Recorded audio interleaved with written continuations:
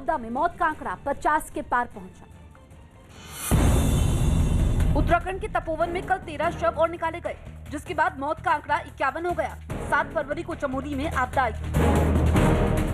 जम्मू कश्मीर में 9 दिन में 11 आतंकी पकड़े गए, जिसमें सिर्फ जम्मू से ही 9 आतंकी गिरफ्तार हुए। सीएम योगी आज अभ्युदय योजना की शुरुआत करेंगे, जिसके लिए 50,000 छात्रों का चयन किया जा चुका है। इस योजना के तहत प्रतियोगी परीक्षाओं के लिए मुफ्त कोचिंग की व्यवस्था होगी। यूपी और एमपी के बाद अब गुजरात में भी लव जिहाद कानून बनाया जाएगा। एक सभा को संबोधित करते हुए सीएम विजय रूपाणी ने इसका ऐलान किया। नागपुर में केंद्रीय मंत्री नितिन गडकरी ने एक रेल ओवरब्रिज का उद्घाटन किया। राजस्थान के बारां में नकली नोट छापने के साजो सामान के साथ 3 लोगों को गिरफ्तार किया गया। पुलिस के मुताबिक ये 500 के नोट छापने की तैयारी में थे। यूपी के सीएम योगी ने वृंदावन में कल से शुरू हो रहे कुंभ मेले की तैयारियों की समीक्षा की। मथुरा में ये कुंभ मेला 40 दिन तक चलेगा। कांग्रेस महासचिव प्रियंका गांधी आज बिजनौर के चांदपुर में किसान पंचायत को संबोधित करेंगी। इससे पहले वो सहारनपुर में भी किसान पंचायत कर चुकी हैं। पुलवामा आतंकी हमले की दूसरी बरसी पर लुधियाना में किसान संगठन ने कैंडल मार्च निकाला। यूपी के हमीरपुर में 3 साल की एक बच्ची 10 फीट गहरे बोरवेल में गिर गई। यह हादसा उस वक्त हुआ जब ये बच्ची घर के पास खेल रही थी।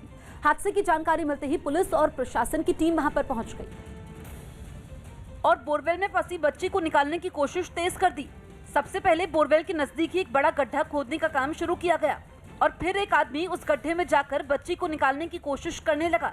गड्ढा खोदने का काम बड़े ध्यान से किया जा रहा था ताकि बच्ची को कोई चोट ना पहुंचे। हालांकि बोरवेल बेहद संकरा होने की वजह से बच्ची तक पहुंचना आसान नहीं था और बच्ची भी लगातार रोई जा रही थी। इसी बीच लोगों के कहने पर गड्ढे में मौजूद आदमी ने एक सफेद कपड़े से लड़की के हाथ में बांध दिया ताकि इसकी मदद से उसे ऊपर खींचा जा सके। इस बीच वहां मौजूद लोगों के जहन में बस एक ही बात थी कि बच्ची को किसी तरह का नुकसान ना हो और आखिरकार 3 घंटे की मशक्कत के बाद बच्ची को बोरवेल से निकाल लिया गया, जिसके बाद वहां मौजूद लोग खुशी के मारे ताली बजाने लगे। वहीं हमीरपुर के एसपी ने पुलिस टीम को उनके सराहनीय काम के लिए इनाम देने का ऐलान किया है। यूपी के प्रयागराज से हैरान करने वाली तस्वीरें सामने आई, जहां कुछ लोग बीच सड़क पर मारपीट करते नजर आए। आरोप है कि गाड़ी की पार्किंग को लेकर शुरू हुई बहस जल्द ही भड़क उठी और बात मारपीट तक पहुंच गई, जिसके बाद दोनों पक्ष तैश में आकर बीच सड़क पर ही उलझ गए। खुलेआम बीच सड़क पर लोग एक दूसरे पर डंडों से हमला करते नजर आए। मामूली बात को लेकर दोनों पक्ष एक दूसरे के खून के प्यासे नजर आए। जिसको जो मिला वो उसी के साथ इस जंग में शामिल हो गया। करीब आधे घंटे तक बीच सड़क पर ये लोग तांडव मचाते रहे। इस मारपीट के समय आसपास कई लोग मौजूद रहे, लेकिन किसी ने भी झगड़े को शांत करवाने की कोशिश नहीं की। हालांकि काफी जद्दोजहद के बाद झगड़ा शांत हुआ। मारपीट की इस घटना में दोनों पक्षों के 9 लोग घायल हो गए। यूपी के मुरादाबाद से दिल लहराने वाली कुछ तस्वीरें सामने आई, जिनमें कुछ लोग एक बाइक सवार को बेरहमी से पीटते दिखाई दिए। पिटाई की यह वारदात घटनास्थल पर लगे सीसीटीवी कैमरे में रिकॉर्ड हो गई, जिसमें दिखा कि कुछ लोगों ने मिलकर बाइक से जा रहे एक लड़के को रोका और बेरहमी से लात घूंसों से पीटना शुरू कर दिया। इतने से भी उनका मन नहीं भरा तो लड़के को जमीन पर गिराकर पीटना शुरू कर दिया। लड़के ने भागने की कोशिश की तो उनमें से एक ने लड़के का पीछा कर बेल्ट से पीटना शुरू कर दिया। पीछे से 2 और लड़के आ गए और भाग रहे लड़के को पकड़कर पीटने लगे। हैरानी की बात यह कि बाइक ओवरटेक करने की मामूली बात पर यह सरेआम पिटाई हुई। मारपीट को अंजाम देने के बाद सभी लड़के वहां से फरार हो गए। इसी बीच पीड़ित ने अज्ञात बदमाशों के खिलाफ केस दर्ज करवाया है। यूपी के हरदोई में जांच करने पहुंचे एक दारोगा पर गुंडागर्दी करने का आरोप लगा है। दारोगा पर 2 लोगों को पीटने का भी आरोप है और इस पिटाई से खफा गांव वाले जब इकट्ठा हो गए तो दारोगा ने अपनी पिस्तौल चलाने की धमकी दे दी।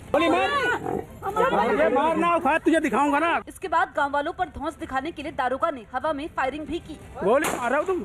2 भाइयों में लेन देन को लेकर हुए विवाद में जांच करने पहुंचे दारोगा ने खुद ही विवादों को न्योता दे दिया। इसी बीच किसी ने दारोगा का मोबाइल ले लिया। लूट का मोबाइल आपका मिल जाएगा। मामले का वीडियो वायरल होने और पीड़ित परिवार की शिकायत के बाद एसपी ने दारोगा को लाइन हाजिर कर विभागीय जांच के आदेश दे दिए हैं। इनके विरुद्ध कार्रवाई के लिए विभागीय जांच के आदेश एसपी महोदय द्वारा दिए गए हैं। हालांकि दारोगा का कहना है कि गांव वालों ने भी उसे घेरकर पीटा, इसलिए उसने आत्मरक्षा के लिए गोली चलाई। दिल्ली के सीएम की बेटी से ठगी करने वाले पकड़े गए।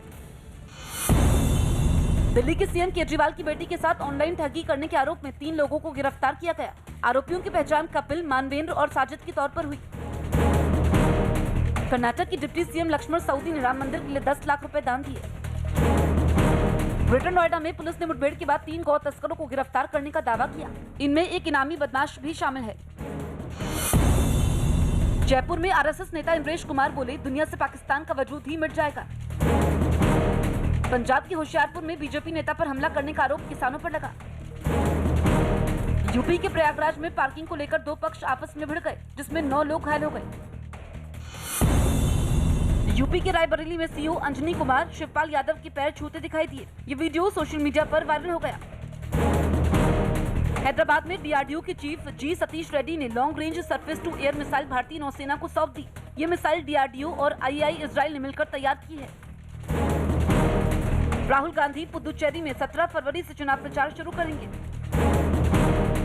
यूपी के एटा में पहचान छिपाकर ग्राम प्रधान बनने वाली महिला को गिरफ्तार किया गया। पुलिस के मुताबिक महिला 35 साल पहले पाकिस्तान से आई थी, जो फिर वापस नहीं गई। टीएमसी के लिए विधानसभा चुनावों की राह